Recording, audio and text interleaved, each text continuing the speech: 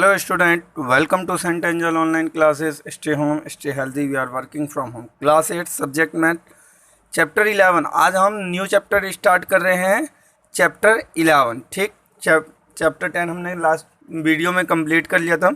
ठीक, अब जो है चैप्टर 11 है, ये है क्या है, मेंसुरेशन है। क्या है, मेंसुरेशन है। ठीक, क्या है मेंसुरेशन। अब इसमें हम जो है प्लेन्स फिगर होता है उसका एरिया निकालना, पैरामीटर निकालना, फिर जो सॉलिड होता है उसका वॉल्यूम निकालना। ठीक, तो ये सारी चीज़ें हम सीखेंगे कि प्लेन और सॉलिड शेप के जो एरिया वगैरह अब ये क्या होते हैं। देखो, अब देखो मैंने क्या किया, अब ये मेरी कॉपी है। ठीक, अब ये कॉपी का जो स्पेस है जिस पे मैं लिख रहा हूँ, ये क्या है, इसका एरिया। क्लियर है यहाँ तक। ये इसकी जो बाउंड्री है, ये इसकी बाउंड्री हो गई पैरामीटर।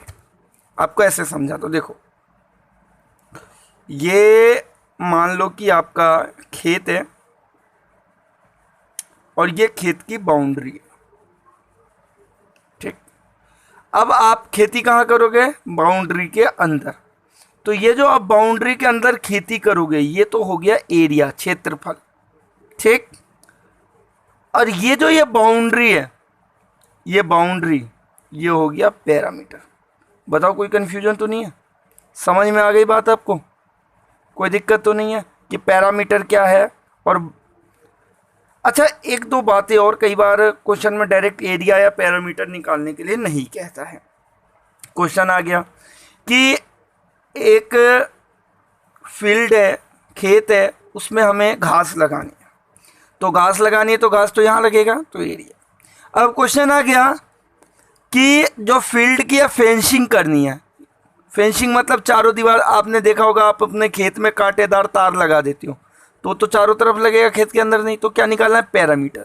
तो आपको अब जैसे आपसे कोई क्वेश्चन कह दे कि आप एक पार्क के राउंड लगाते हो, तो क्या निकालोगे, एरिया, पैरामीटर। राउंड लगाते हो पार्क के, तो पार्क के चारों तरफ दौड़ते होगे, तो ये बाउंड्री हो गया। ठीक, तो ये पैरामीटर। तो आई थिंक आप लोगों को पैरामीटर और एरिया क्लियर हो गया होगा। ठीक, तो बढ़ते हैं हम आगे। सबसे पहले पढ़ते हैं स्क्वायर के बारे में। क्या है स्क्वायर, स्क्वायर किसे कहते हैं, हमने प्रीवियस वीडियो चैप्टर्स में डिस्कस कर लिया है, लेकिन थोड़ा सा और डिटेल में डिस्कस कर। स्क्वायर मतलब जिसकी all side equal, each angle 90 degree, है ना, इसी को क्या कहते हैं, स्क्वायर। और भी बहुत सारे इसकी प्रॉपर्टी है, मतलब अभी हम मेनली डिस्कस करते हैं। अब इसमें ऑल साइड क्या है, इक्वल है। ऑल साइड क्या है, इक्वल है। तो ऑल साइड जो ये इक्वल है, तो इसको हम क्या बोलते हैं, साइड। क्या बोलते हैं, साइड बोलते हैं। अब आपसे कोई कहे कि find the area of square, तो फॉर्मूला क्या होगा, area of square side into side. और एक छोटा सा मेंशन मैं आपको एक और बात करना चाहूँगा। मान लो कि ये खेत है, अब इसका मैं एरिया लिखता हूँ 120 सेंटीमीटर, और अगर इसका मैं पैरामीटर लिखता हूँ 25 सेंटीमीटर। अब ध्यान देने वाली एक बात है, अगर मैं एरिया को ऐसे लिख दूँ ना, तो ये रॉन्ग हो गया। हमेशा जो एरिया है ना, उसके ऊपर ये स्क्वायर बना होगा, इसी से पता लगेगा कि ये एरिया है। क्लियर है, एरिया का यूनिट हमेशा स्क्वायर में होगा। कैसे, वो भी समझ लो। जैसे कि वो मैं आपको नेक्स्ट क्वेश्चन जैसे करूंगा तो एक्सप्लेन करा दूंगा ये स्क्वायर कैसे आता है। ठीक, पैरामीटर सेंटीमीटर में। तो area of square side into side. अच्छा, parameter of square, parameter of square होगा क्योंकि इसकी चारों, अब देखो पैरामीटर क्या है, इस साइड का प्लस, प्लस इस साइड का, इस साइड का, इस साइड का। अब मान लो ये 10 है, तो 10 प्लस 10 20 प्लस 10 30 प्लस 10 40। लेंथी हो गया, 10 है, 4 साइड है, इक्वल है, तो 10 4 जा 40, तो 4 इंटू साइड। ठीक है, क्लियर है, कोई प्रॉब्लम तो नहीं। नेक्स्ट चलते हैं हम।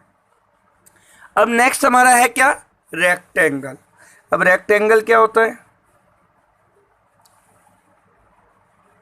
रेक्टेंगल, रेक्टेंगल की क्या प्रॉपर्टी है, opposite side equal. Opposite side equal, each angle 90 degree. और भी इसकी बहुत सारी प्रॉपर्टी होती है, बट मेनली 2-3 प्रॉपर्टी हम यहाँ डिस्कस कर रहे हैं। ठीक, क्वाड्रिलेटरल की प्रॉपर्टी इसके अंदर है, ये एक चैप्टर हमने पढ़ा है जिसमें इसकी सारी प्रॉपर्टी हमने डिस्कस करी है।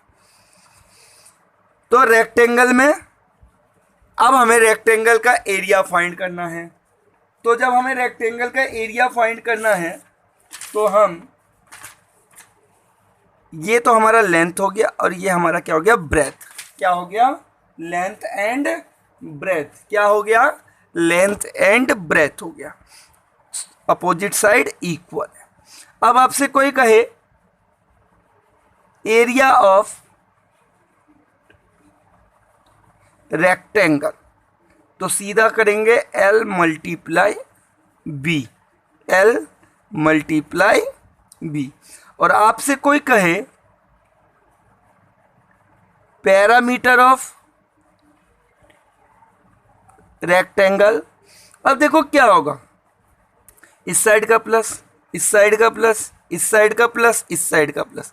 कहने का मतलब है L प्लस B प्लस, ये भी L हो गया, L प्लस B है ना, तो ये हो गया 2L प्लस 2B, और 2 कॉमन ले लिया यहाँ पे, तो क्या बच गया, L प्लस B। तो पैरामीटर ऑफ रेक्टेंगल क्या है, 2 इंटू L प्लस B। कोई कन्फ्यूजन तो नहीं है ना। ठीक, तो ये हो गया हमारा ये देखो, ये फॉर्मूले बहुत इंपॉर्टेंट है। और मैं आपको बता रहा हूँ, याद क्या करोगे आप, क्वेश्चन करोगे ना। मान लो आपने एरिया के 5 क्वेश्चन, स्क्वायर के 5 क्वेश्चन कर लिए, रेक्टेंगल के 5 क्वेश्चन किए, 5 बार फॉर्मूले लिखे, ऑटोमेटिक याद हो जाएंगे। तो फॉर्मूले याद रहने बहुत ज़रूरी है। ठीक, नेक्स्ट हमारा है पैरेललोग्राम। क्या है, पैरेललोग्राम। अब कहोगे रेक्टेंगल और पैरेललोग्राम में क्या डिफरेंस होता है, याद करो, हमने प्रीवियस वीडियो में पढ़ा है, फिर भी बता देता हूँ।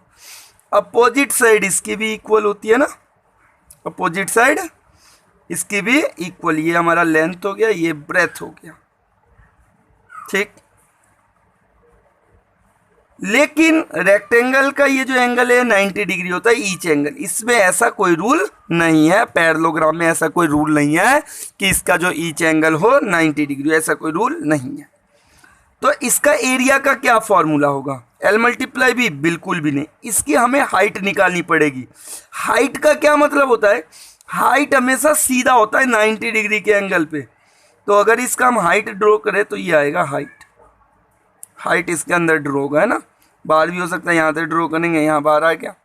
ठीक है ना, तो ये इसका हाइट हो गया। तो इसका एरिया का फॉर्मूला क्या होगा, एरिया ऑफ पैरेललोग्राम। ये अब देखो, जिस पे हाइट होता है, जिस पे हाइट होता है ना, उसको हम बेस बोलते हैं।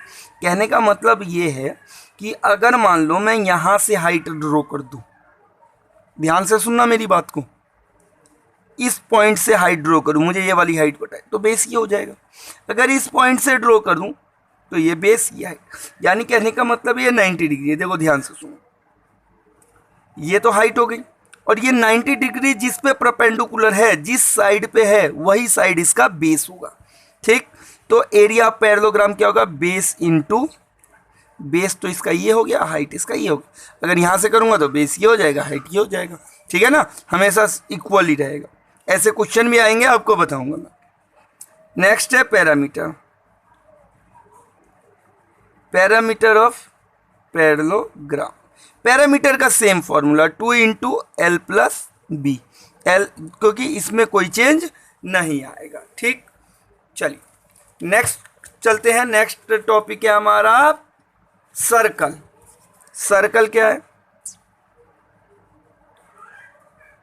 ये है सर्कल। ठीक, अब सर्कल में क्या होता है, देखो जो हमारा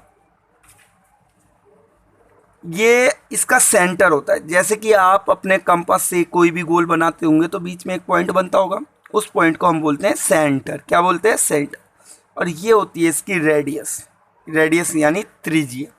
ठीक, और इसका एरिया का फॉर्मूला होता है, एरिया का फॉर्मूला होता है पाई r स्क्वायर। अब ये पाई क्या होता है, पाई एक वैल्यू है जिसकी पाई की वैल्यू या तो 22/7 होगी या फिर 3.14। देखो कई बार ऐसा होता है क्वेश्चन में गिवन रहता है कि पाई इक्वल टू 22/7 लेना है या 3.14 लेना है, ठीक। अगर गिवन है तो हम उसके अकॉर्डिंग लेते हैं, लेकिन अगर गिवन नहीं है तो हम अपने अकॉर्डिंग लेते हैं कि क्या करने में मुझे इजी रहेगा, है ना। कि अगर कहीं इधर 7 से कटने वाला है तो उस टाइप से लेंगे, अगर आर पॉइंट में है तो 3.14 टाइप में लेंगे, है ना। तो ये हमारे ऊपर डिपेंड करता है या फिर क्वेश्चन में भी दिया रहता है। अच्छा, एक चीज और कि इसका जो पैरामीटर है उसको हम पैरामीटर नहीं सरकमफ्रेंस बोलते हैं। सरकमफ्रेंस क्यों बोलते हैं?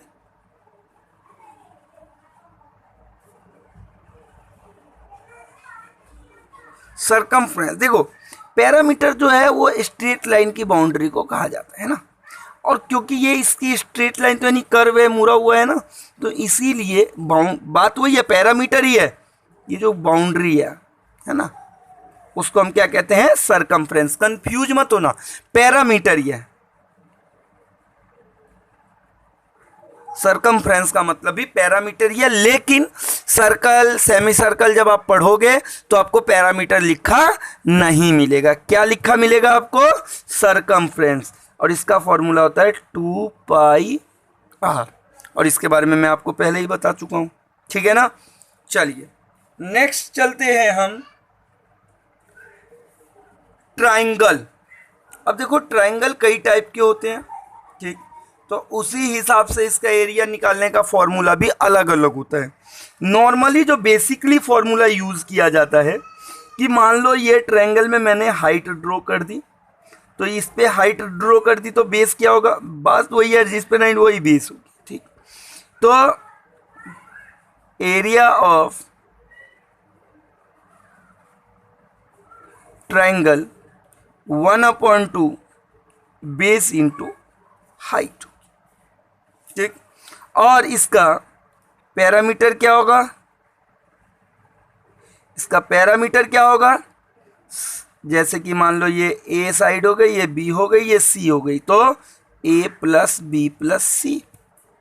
अगर इक्विलेटरल ट्रायंगल है, इक्विलेटरल ट्रायंगल जानते हो सब, जिसकी ऑल साइड इक्वल, ये तो एक कॉमन ट्रायंगल है, किसी भी ट्रायंगल पे अप्लाई हो सकता है, लेकिन एक स्पेसिफाई आ गया इक्विलेटरल ट्रायंगल। क्या आ गया? Equilateral triangle. तो इक्विलेटरल ट्रायंगल का जो एरिया का फॉर्मूला है √3/4 इंटू साइड, ठीक। और इसका जो पैरामीटर का फॉर्मूला है वो है 3 इंटू, क्योंकि ऑल साइड सेम है, 3 इंटू साइड, ठीक है।